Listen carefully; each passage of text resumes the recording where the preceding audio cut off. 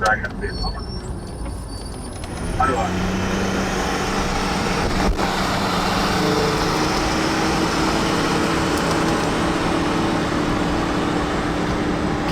911 Turbo versus HGP Golf R. I think I will do a little head start.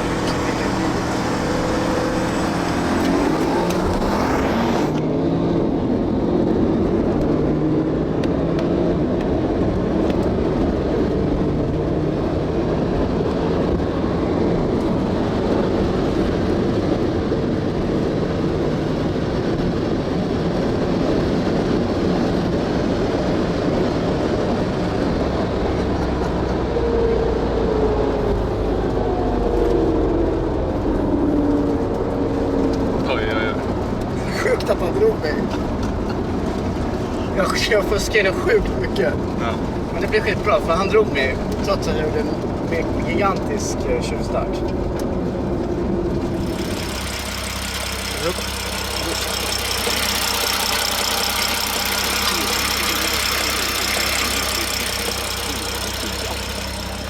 Oj.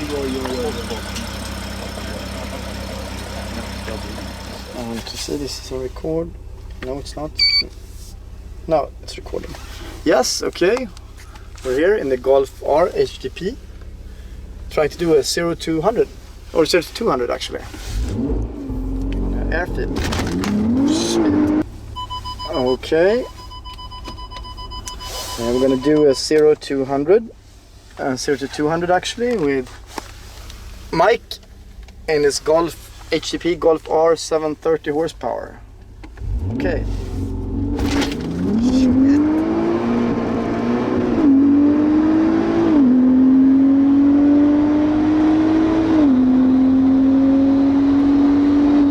Yes, 210. Shit.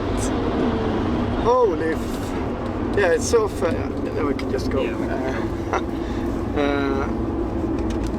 Yeah, this was really crazy. So it's the latest day in September, and I got to visit again from Mike. That's right. From Moscow, Russia, with your Volkswagen Golf R. Who visited us in May, where you outran one Speciale, and you were kind of almost even to the yellow Speciale. But now you raised the boost somewhat in this car since last time. A little bit, yes, by 0.1. 0.1 bar, and then we just did 2 launches on an airfield, and the launches were so hard that the display on my camera closed. It folded. I was like shocked, so I had to fold in the display and redo the launch because it was just unbelievable launch. Yes. 2.8 seconds GPS. It should be about 2.8, 2.9, depending on the road conditions and the weight of the car in terms of like passengers. I think today, well, you'll see the files, it probably was about 3.0 or so.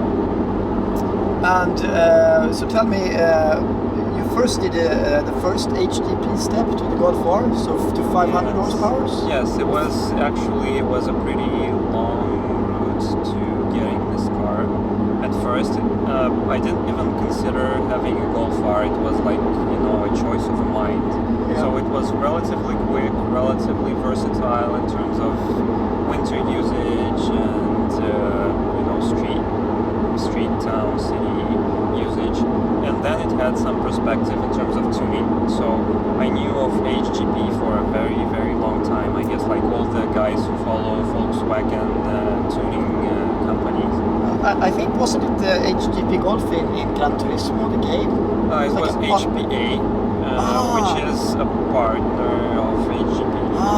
The R36 Golf, exactly. I had it on Gran Turismo. Yes, it was the Golf 5, I think. Exactly. I never really played the game, so I can't tell, but... You have the car in real life, so you don't... Yes. A better one. Yes. So, when it's a kind of a long story, but I guess we have time, so... Yeah. When I was a kid, and it was the time of the first R32s, the Golf 4, it was like the beginning of the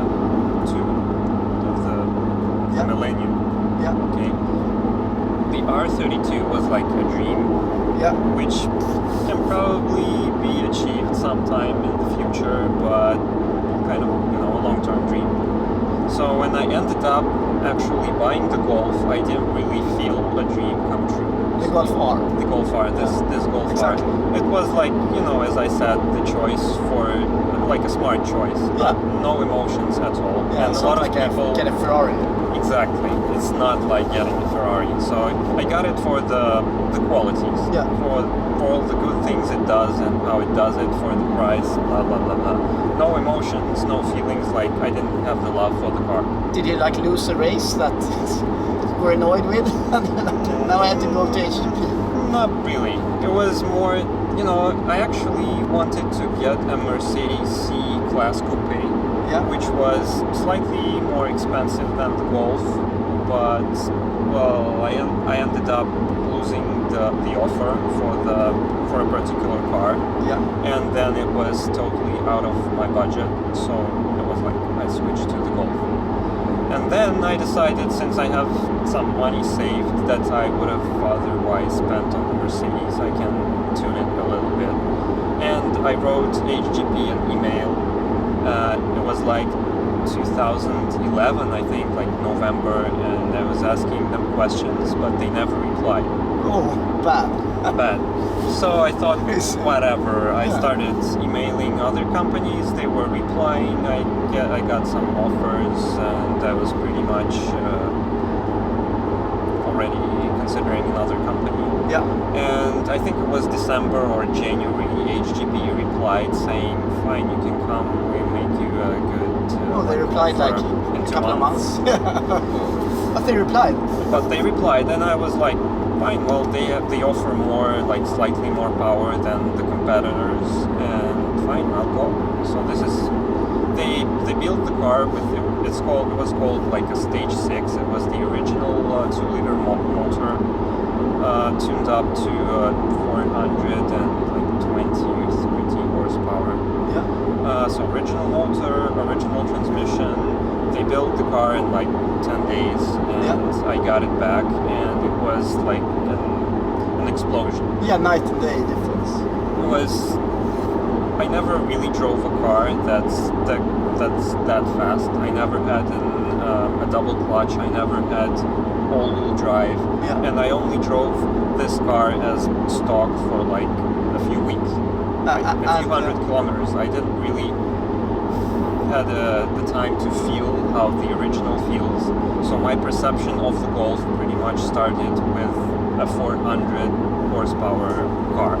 And it was like a Nissan GTR fast then? Or? It felt, to me, it felt completely, like, unbelievably fast. But a real race to a GTR, I never actually raced a stock GTR on that setup, but I would say the GTR would probably be slightly faster.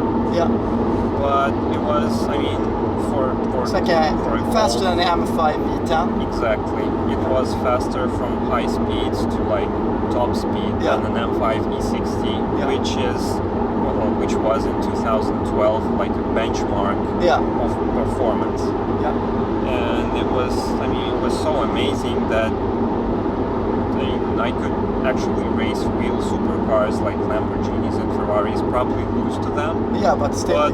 Keep up somewhere. Yes, keep up at certain speeds, and it was really, really amazing.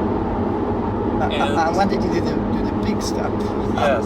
All out, the crazy step. Yes. So this is like half of the story, and it was like a test for myself if I can afford having this car, if not it's crash reliable, if I'm good enough to drive it every day, if the car is good enough to be drivable every day. And I had the kit for like half a year, and then my turbo breaks. So the turbo like completely falls apart, so I lose boost. It was during regular driving, and it was like a first test of how the story should evolve. So I give HGP a call saying that please give me a part number for the turbo. And what they do is they send me the turbo. Oh yeah, instead of having me pay for it, they provide it for free. So I'm like, wow, okay. And it was like the first flashlight in my mind that I want to stay with the company. Exactly. I want to do something bigger. Yeah. Well, it's a good customer concern. I drove the car to them in late 2012, and the first car with the 3.6 appeared. So it was their like shop car or the white car. one. The white one, exactly. The one that's tested by Auto Build and other magazines. Versus Aventador. Exactly. Yeah. And so Martin, the owner of HGP, took me for a test drive, and I felt exactly like you felt now. Yeah, it's sick. Probably sick even worse because you're used to. I mean, I went with the Bugatti Veyron Vitesse and Agera or things like that. So you know how really. But still, I was shocked when you launched it. It's like twice the camera got into my face. I was like, oh. So yes, it was scaringly fast, and it was. I mean, when you look at the supercar, like 300,000 euros, it's perfect, but it's out of reach in terms of budget. Yeah. For this car, you can see the price. I mean, you can realize that you can probably afford spending this amount, and then you think more about it, that you actually get a car that's as reliable as a Golf. Yeah. But then you can impress somebody in a Aventador on the road. Yeah, it's really hang with it. And then, I mean, you can use it every day, like it's my only car, and I drive all over. It's super Europe. Comfortable, and it's not as loud as a Porsche 911 Turbo, and it's like, it's faster. I mean, I remember when we raced my Turbo against this one, it was like 20 car lengths. Yes, so then you think, then, okay, then you can probably, it's like... attainable. It's a supercar performance that is affordable by an average guy like myself. So I go to work every day, and there's nothing really special about my income, like a lot of people would think.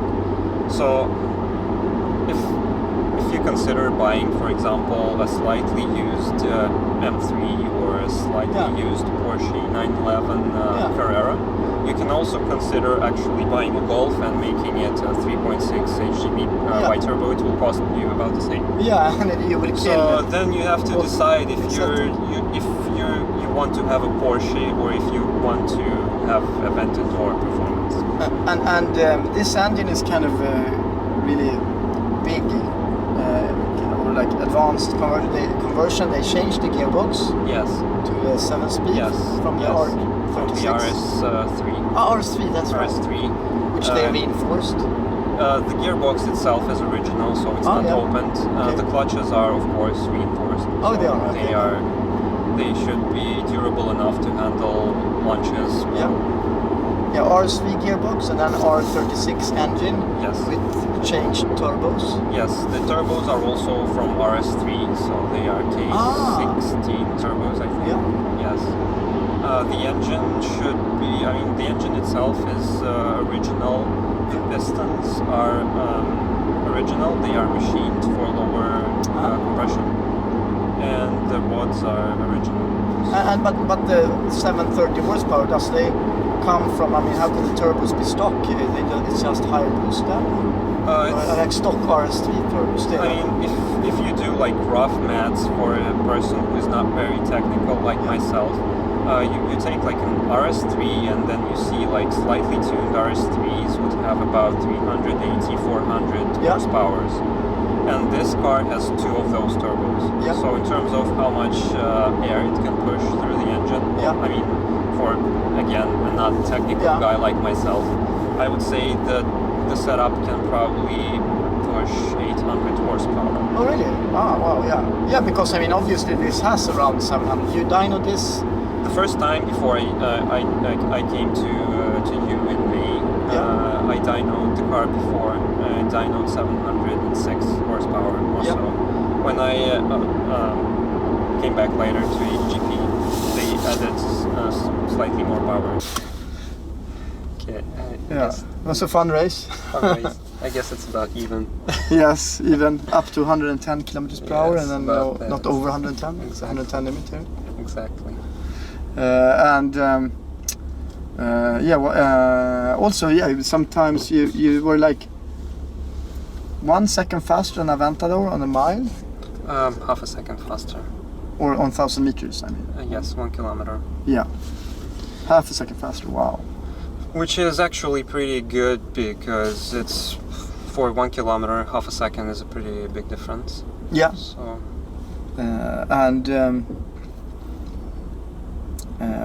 Which cars were faster than you? The May event, the Unlim 500 in May was I ended up like 5th in my group and like I don't remember 14th overall or so. Yeah. So the first like 7 places all went to GTRs and there was okay, that doesn't count. So yes, that doesn't count. The 7 other out of real cars, RS6, Sport RS7, Sport Mile, the TTRS, a Juke R with a GTR swap. But the TTRS was, I mean, a cage, nothing in it. Well, yes, the chassis, the body was completely reworked, so it's all carbon, and they all carbon. All carbon, and they got rid of electronics and wiring and things. But it was still, it was faster by 0.102 seconds. And here it merges. Yes. With a head or something. Probably. That RS7 was doing on race fuel. Yes, the RS7 was race fuel. The RS6 was also like methanol and race fuel. So, and out of those 7 or 5 left, after the 14, any cars on stock tires? I mean, you have Michelin Supersport. Yes, my idea was to not invest a single ruble dollar into the car and just go the way it drives on the street. So I didn't remove anything from the Golf. I didn't use any race fuel. I left the tires as they were. I still used the same tires. Yeah. And I actually put the original wheels on, so the car, on the videos, the car looks completely stock. And you have the original wheels on now also? Yes. Yeah, so it's 225 Michelin Supersport tires. Exactly. With 730 horsepower. Exactly. That's 4-wheel drive, so that's good. Yes, 4-wheel drive compensates, so I guess we're good. It's really funny.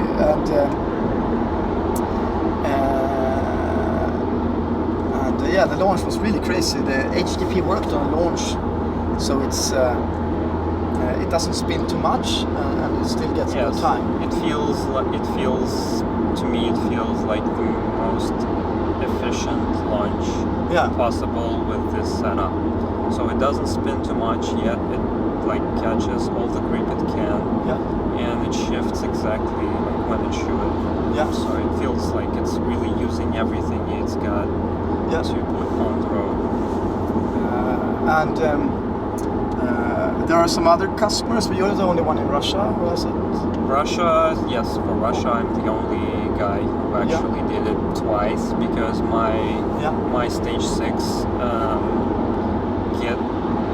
it actually runs right now on another Golf in Russia. Okay, I sold 500 horsepower. It's actually 400. Oh, 4. Yeah. Something. Yes. So I guess I own both, or like I brought both to Russia.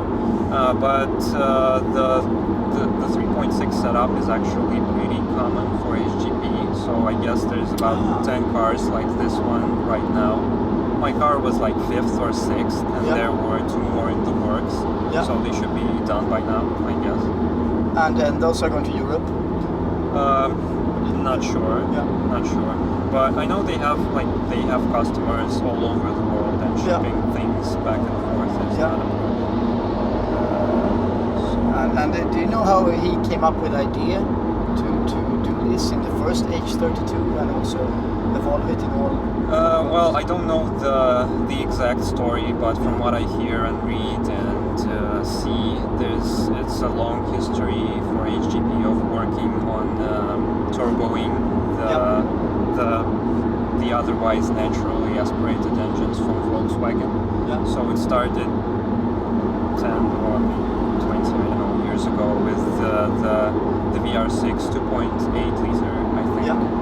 So they did a turbo on it with, I don't know, 500 or 400 horsepower, which for that time was like a sensation, a phenomenon. Yeah. And it went on and on with newer versions of the Golf and Passat and newer engines. So right now we are here. And it's really amazing stock looking. Even the gear indicator. Yeah, 6 gears in 6 gears in the Golf R, but now in the HGP you have 7. That's just it shows on the display. Yes, exactly. This is what really attracts to the Golf. You don't have the headache that you otherwise would have in a tuned car. Yeah, exactly. That you all have the to errors. Watch for the gauges. You know, my exhaust temperature is too high. My oil pressure is too low, or whatever. I don't have anything like that here. It just works. Yeah, it just runs. And you've been driving with this car all the way, like from south of France all the way to Moscow? This time it was like a round trip from Moscow to Geneva and to you now. Yeah. Last time in May and June it was to the south of France, to Nice and to Monaco, and also all the way to you. This time it will be slightly shorter because I'm taking a boat, a ferry to St. Petersburg tomorrow. Exactly. So I'm saving 1,500 kilometers or so. But and you didn't get any race near the Riviera? No. Yeah, something fun? No? La Ferrari. So what sold you? What made you decide to? Was it the test ride when you got the ride with the HGP? Yes, I made up my mind, and the only issue I had to solve was to collect the right amount and bring it over, and that was it. So it was decided. And what time did it take to do the big commercial? Yes, it actually took more time than I expected. So I left the car, I think, in July 2013, and I picked it up in February 2014. And they worked on it all the time, or was it? Okay. In July they were on like a vacation. After late August. Yes, until actually September. Oh, yeah. Then they worked on the car for a long time. Then until I guess Christmas or so. There were a few things not done by Christmas, so I had to wait until the holidays are over. And then I had to wait a little bit because the car still had summer tires. And I just waited for the first, above 0 degrees days to take it. And this was this last year? Or this year. Yeah. And you came to my in May. Yes. But it didn't feel stronger now this time than in May. Maybe because it's cold outside, it's more boost, but that launch was really incredible. And also, I mean, if you go 100 to 200, it's like when you're letting off the gas, it's 220 on GPS. Yes, it's like it picks up speed so fast, and just double clutch. It's effortless. You really, I mean, the numbers are pretty emotionless. So when you hear like 100 to 200 in 6 seconds, you can feel it. It feels like 100 times faster than if you do 10 seconds, 100 to 200, exactly. Which is also actually very fast. Yeah, it is. So, but it just feels different. I mean, the M5 E60 does in like 9. Yes. 9.6. Yeah, something like 100, 200, and I mean, the Veyron does in 4.5. Yes. Around there. So everything below 6 seconds, really fast. So it's going to be interesting to see what the 0 to 200 time also GPS now. Yes. But the most impressive thing is also the livability and drivability of this car. It works. We just to chase any car. You fuel with fuel, and you just change oil for oil, and you service it at the official Volkswagen dealership service, whatever, just use it. And have you like any time been close to lose it, or been surprised by like losing grip at some speed? I would say fast speeds is do not really feel comfortable here in the car. Like well over 260. Yes, for many reasons. The chassis itself, I mean, it's like relatively short wheelbase. The aerodynamics obviously are not super Right, it's not like a Porsche. The suspension is soft, and the tires are original, regular.